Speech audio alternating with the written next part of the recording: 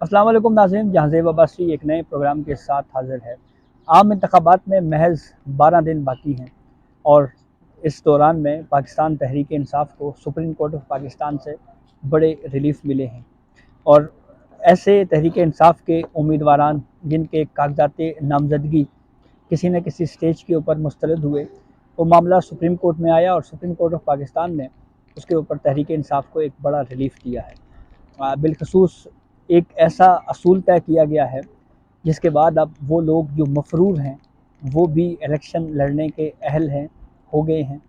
और फिर उसके बाद साबिक़ वज़ीर आला पंजाब चौधरी परवेज़ इलाही को भी एक सूबाई नशिस्त के ऊपर इलेक्शन लड़ने की इजाज़त दी गई है। चौधरी परवेज़ इलाही को महज एक सूबाई नशिस्त PP 32 गुजरात में इलेक्शन लड़ने की इजाज़त क्यों दी गई, इसकी क्या वजूहात हैं, इसके ऊपर बात करेंगे।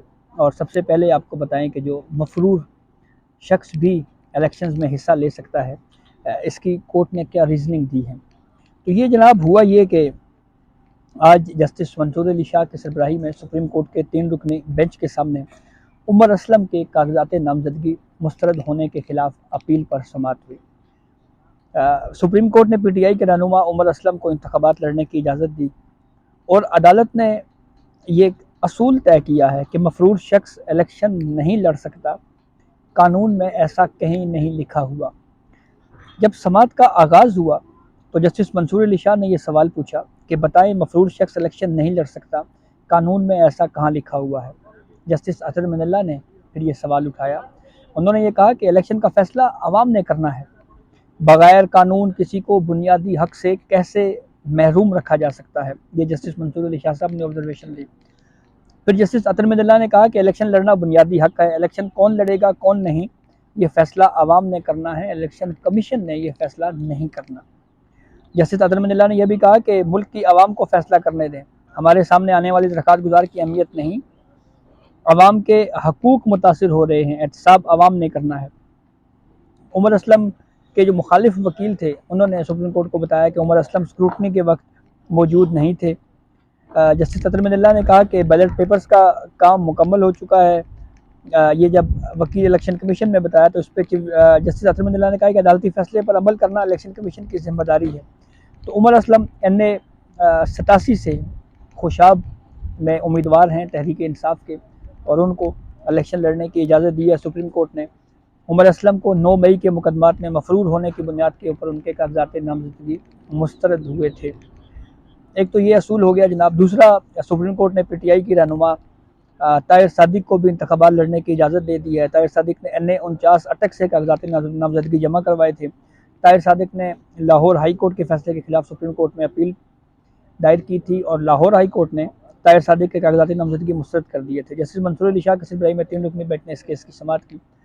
फिर उसके बाद PP 19 से PTI के रहनुमा मोहम्मद आरिफ अब्बासी के कागजात नामजदगी मुस्तरद होने का मामला है। इस पर सुप्रीम कोर्ट ने इलेक्शन ट्रिब्यूनल का फैसला बरकरार रखते हुए अपील खारिज कर दी है।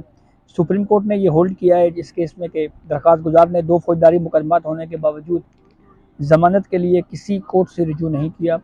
दरख्वास्त गुजार ने दोनों मुकदमात का कागजात नामजदगी में भी जिक्र नहीं किया और रिटर्निंग अफसर ने बेटे के लंदन में मौजूद जायदादें का पूछा तो उसने जवाब नहीं दिया। वकील दरख्वास्त गुजार ने सुप्रीम कोर्ट को यह बताया कि रिटर्निंग अफसर ने मेरी नामजदगी पर एतराज़ उठाकर कागजात मुस्तरद कर दिए। दरख्वास्त गुजार के खिलाफ वारिस खान थाने में 2 FIR दर्ज थी। चीफ जस्टिस काजी फादिसा ने फिर एक सवाल पूछा। उन्होंने ये कहा कि दस्तावेजात तो पढ़कर बताएं, केस चलाना है तो फैक्ट्स बताएं। जस्टिस मोहम्मद अली मजहर ने कहा कि जिस शख्स के खिलाफ 2 फौजदारी FIRs हैं वो पूरे शहर में घूम रहा है, ज़मानत के लिए ट्रायल कोर्ट जाने में आपको क्या मसला है। फिर चीफ जस्टिस काजी फादिसा ने कहा कि आप दरख्वास्त देते हैं तो हम फ़ौरन समाअत के लिए मुकर्रर कर देते हैं, मगर आप तैयारी करके तो आएँ। जस्टिस मोहम्मद अली मजहर ने कहा कि आपने कागजाती नामजदगी में फौजदारी मुकदमात का तस्करा ही नहीं किया। फिर उसके बाद वकील अब्दुल राज़िक ने कोर्ट को ये बताया कि मैंने अपने बयान हल्फी में दोनों मुकदमात का बता दिया था। चीफ जस्टिस काजी फायसा ने कहा कि आप सच बोलने को तैयार नहीं हैं तो हम फिर क्या कर सकते हैं, और यूँ उनके कागजाती नामजदगी मुस्तरद हो गए। फिर मामला था चौधरी परवेज़ इलाही का। जस्टिस मंसूर अली शाह की सरबराही में 3 रुकनी बेंच ने इस केस के ऊपर भी समाअत की। जब समाअत का आगाज़ हुआ तो परवेज़ इलाही के वकील एडवोकेट फैसल सिद्दीकी पेश हुए और ये कहा कि अभी तक हमें रिटर्निंग अफसर का मुकम्मल ऑर्डर भी नहीं दिया गया। कागजात नामजदगी पर यह एतराज़ आयद किया गया कि हर इंतखाबी हल्के में इंतखाबी खर्च के लिए अलग अलग अकाउंट नहीं खोले गए। फिर उसके बाद उन्होंने ये कहा जी कि परवेज़ इलाही जो है वो 5 हलकों से इलेक्शन लड़ रहे हैं। जस्टिस अतर मनिल्ला ने ये सवाल पूछा कि कानून में कहाँ लिखा हुआ है कि 5 इंतखाबी हलकों के लिए 5 अलग अलग इंतखाबी खर्च के लिए अकाउंट्स होने चाहिए, कानून बता दें जहाँ पे ये लिखा हुआ है। एडवोकेट फैसल सिद्दीकी ने जवाब दिया कि अगर इंतखाबी मुहिम में हद से ज़ायद खर्चा हो तो इलेक्शन के इनेकाद के बाद अकाउंट्स को देखा जा सकता है, और कागजात नामजदगी वसूल करने वाले दिन पुलिस ने घेराव कर रखा था। इसके ऊपर जस्टिस जमाल खान बंदोखेल ने कहा कि इन बातों को छोड़ें, कानून की बात करें।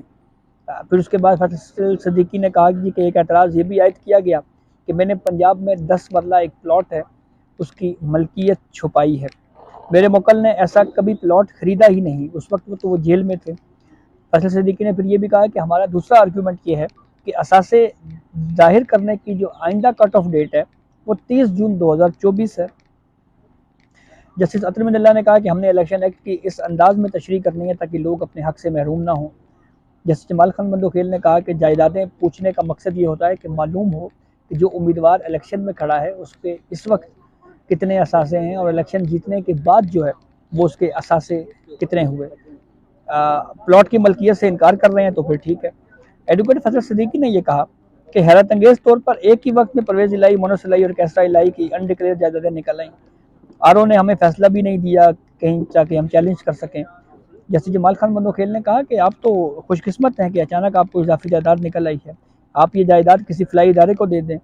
फैसल सिद्दीकी ने कहा जी कि मैं तो कहता हूँ कि हुकूमत इस जायदाद को ले ले, मुझे कोई एतराज़ नहीं है। फिर उसके बाद परवेज इलाही के वकील ने यह कहा जी कि हम इलेक्शंस में ताख़ीर नहीं चाहते, मेरे मौकल को पीपी 32 गुजरात की हद तक ही इलेक्शन लड़ने की इजाज़त दें, जो बाकी हलकों में जो कागजात नामजदगी जमा करवाए गए हम उससे दस्तबरदार होते हैं। जस्टिस अतर मनिल्ला ने कहा कि वोटों को उनके हक दही से महरूम नहीं रखा जाना चाहिए।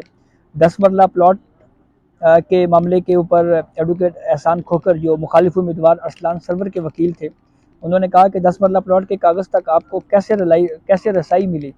ये जस्टिस जमाल खान बंदोखेल ने जो मुखालिफ उम्मीदवार हैं एडवोकेट अरसलान सरवर उनके वकील हाफिज़ एहसान खोकर से पूछा, तो इस पर जवाब दिया एडवोकेट हाफिज़ एहसान खोकर साहब ने कि 10 मरले प्लॉट का जो दस्तावेज़ है, हमें डॉक्यूमेंट है, वो पटवारी से मिला। जस्टिस अतर मनिल्ला ने कहा कि क्या आप ये कहना चाहते हैं कि निगरान हुकूमत इसमें मुलव्वस है, हमें इस पटवारी का नाम बताएं। फिर उसके बाद इस केस में जस्टिस जमाल खान बंदोखेल साहब ने कहा जी कि नकल के लिए भी अकल की ज़रूरत होती है, जल्दी जल्दी दलाइल दें, जो बैलेट पेपर्स हैं उसकी छपाई का काम तेज़ी से जारी है, लोगों के लिए आसानी पैदा करें। कानून में कहाँ लिखा हुआ है कि हर हल्के के लिए अलग अलग बैंक अकाउंट्स होने चाहिए। ऐसा तासुब नहीं जाना चाहिए कि एक सियासी जमात के लिए सब कुछ किया जा रहा है। फिर जनाब एक इंटरेस्टिंग मरला प्रोसीडिंग में उस वक्त आया जब जस्टिस अतर मनिल्ला ने पूछा कि पटवारी का नाम बताएं, तो मुखालिफ उम्मीदवार ने कहा जी कि पटवारी का नाम जो है वो कैसर है। तो इसके ऊपर जस्टिस मंसूर अली शाह ने पूछा कि आपको ये 10 मरले प्लॉट का इल्म कैसे हुआ। तो उस पर मुखालिफ उम्मीदवार ने पंजाबी में ये जवाब दिया कि सानू होर भी बड़िया चीज़ों का इल्म है जनाब। और फिर उसके बाद इस पर कोर्ट रूम में कहके गूंजे।